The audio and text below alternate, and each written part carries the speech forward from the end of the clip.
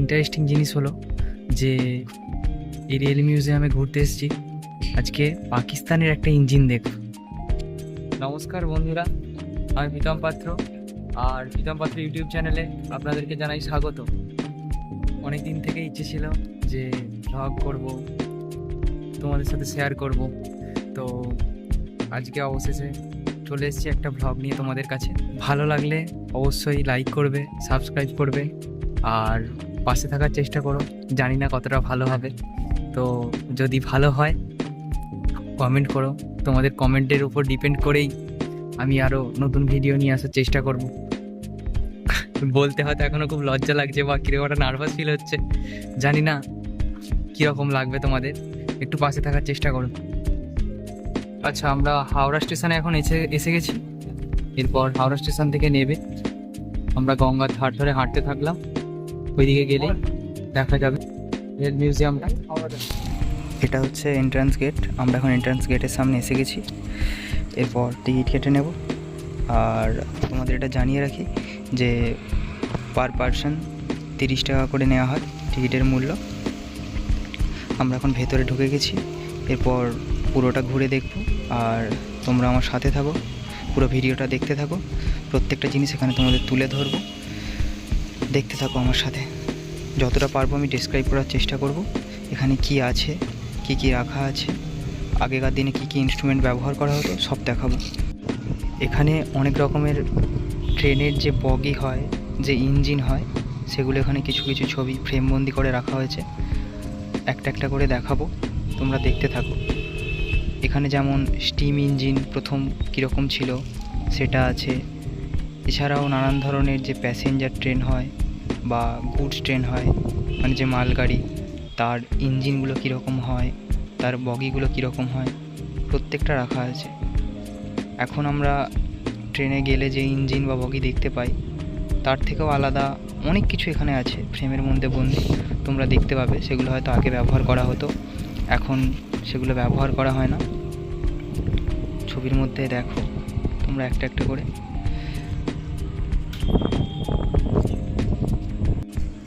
এটা হলো মিটার গজ লোকোমোটিভ 3403। দেখো তখনকার সময় এই ইঞ্জিনটা কীরকম ছিল, আর এর সাথে যে বগি ছিল সে বগিটাও তোমাদের দেখাবো। ইঞ্জিনটা দেখো, এখানে দেখছো একটা স্ট্যাচু বানানো আছে, পুরো যেন দেখে মনে হলো অরিজিনাল। আর এখানে বগিগুলো দেখো, এগুলো ছিল কাঠের বগি। আগে এই কাঠের বগির ভেতর কীরকম বসার জায়গা ছিল, তার ভেতর ফ্রিজ ছিল, শোয়ার জায়গা ছিল, এখানে সব তুলে ধরা হয়েছে। এটা দেখতে পাচ্ছ, এটা হচ্ছে স্টিম লোকোমোটিভ 798B। দেখো ইঞ্জিনটা কিরকম ছিল।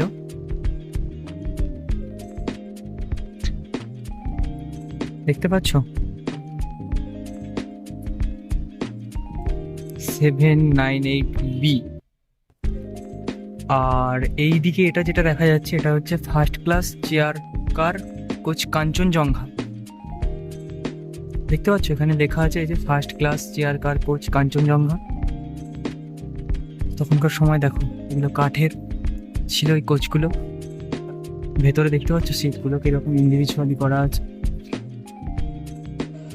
এবার বাইরে বেরোই, বাইরে বেরিয়ে দেখি বাইরে আরও অনেক কিছু আছে, সেগুলো দেখতে থাকো আমার সাথে। আমি যতটা পারবো তোমাদের কাছে তুলে ধর। চলো এবার ওইদিকে যাওয়া যাক। ওইদিকে আজকে একটা হাওড়া স্টেশন দেখাবো। দেখতে পাচ্ছ ওই যে দূরে দেখা যাচ্ছে হাওড়া স্টেশন। তোমরা ভিড়ে ঠাসা হাওড়া স্টেশন দেখেছো, আজ তোমাদের ঘুরিয়ে নিয়ে আসবো একটা ফাঁকা হাওড়া স্টেশন থেকে। দেখতে পাচ্ছ এই হাওড়া স্টেশন থেকে কোনো লোকাল কোনো মেল ট্রেন ছাড়ে না, কিন্তু এই হাওড়া স্টেশন থেকে শুধুমাত্র টয় ট্রেন ছাড়ে।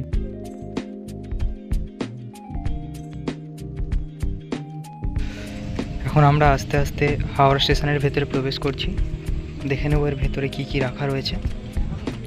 প্রথমেই চোখ পড়ে গেল সেই বড় ঘড়িটার উপর।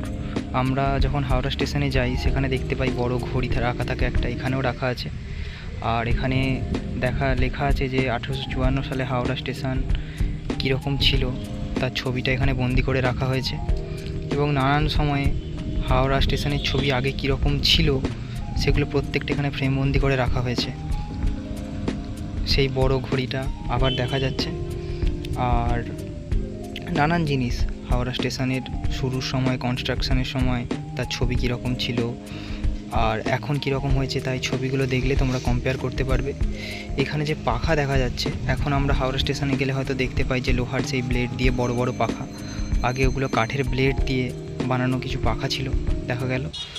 এখানে অনেক ধরনের অনেক ইনস্ট্রুমেন্ট, অনেক কিছু জিনিস আছে যেগুলো আগে ব্যবহার করা হতো, সেগুলো সংরক্ষণ করে রাখা হয়েছে।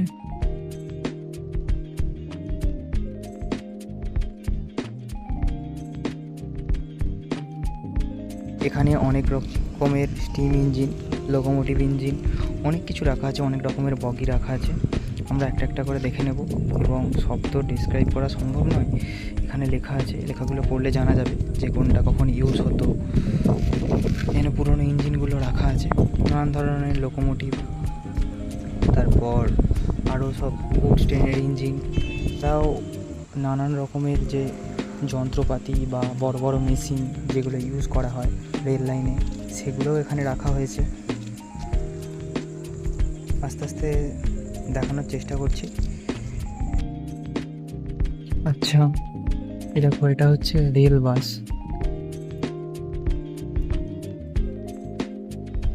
আচ্ছা, এই রেল বাসে কি কেউ কখনো চেপেছো? আমি তো কখনো দেখিনি, আর কোথাও রেল বাস চলে বলে আমার জানাও নেই। যদি কেউ জেনে থাকো একটু কমেন্ট করে জানিও বন্ধুরা। আচ্ছা, সব থেকে ইন্টারেস্টিং জিনিস হলো যে এই রেল মিউজিয়ামে ঘুরতে এসেছি, আজকে পাকিস্তানের একটা ইঞ্জিন দেখব। এই যে দেখতে পাচ্ছ পিছনে যে বগিটা আছে, ইঞ্জিনটা যেটা আছে, এটা হচ্ছে পাকিস্তানি। আর 1971 সালে যখন ভারতের সাথে পাকিস্তানের যুদ্ধ হচ্ছিল, তখন পাকিস্তান থেকে মানে কিছু মানুষজন এই ট্রেনের মাধ্যমে এসেছিল, আর তখন সেগুলো ভারতীয় সেনা সেটা তাদের আয়ত্ত করে নেয় এবং সেটাকে রেখে দেয়। সেই জন্যই আজকে এটা এই রেল মিউজিয়ামে রাখা হয়েছে। আর এটাও বলে রাখি, তখনকার সময়ে যে ইস্ট পাকিস্তান যেটা, সেটা এখন হচ্ছে আমাদের বাংলাদেশ। তো যাই হোক, কথা বাড়িয়ে লাভ নেই, চলো এবার আমরা দেখতে থাকি, ঠিক আছে, যে তখন ওদের পাকিস্তানের কোচ বা ইঞ্জিনটা কীরকম ছিল। দেখো, এই হলো সেই পাকিস্তানের ইঞ্জিন। ইঞ্জিনটা দেখেই বোঝা যাচ্ছে যেটা পাকিস্তানের ইঞ্জিন। আর চাকাগুলো আগে কীরকম বড় ছিল, এখন আমাদের যে ট্রেনের চাকাগুলো দেখি সেগুলো তো মনে হচ্ছে এর অর্ধেকও হবে না।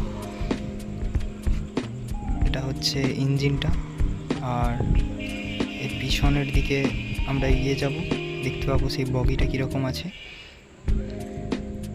যে লেখা আছে দেখতে পাচ্ছ ইস্ট পাকিস্তান রেলওয়ে।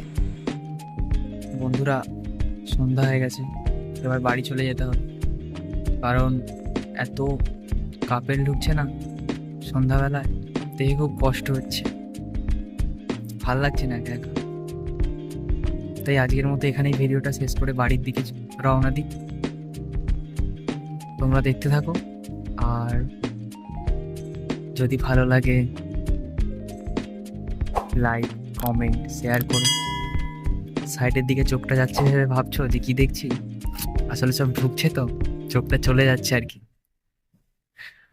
দেখা হচ্ছে আবার পরের কোনো এক ভিডিওতে। ততক্ষণ সবাই ভালো থাকবেন, সুস্থ থাকবেন।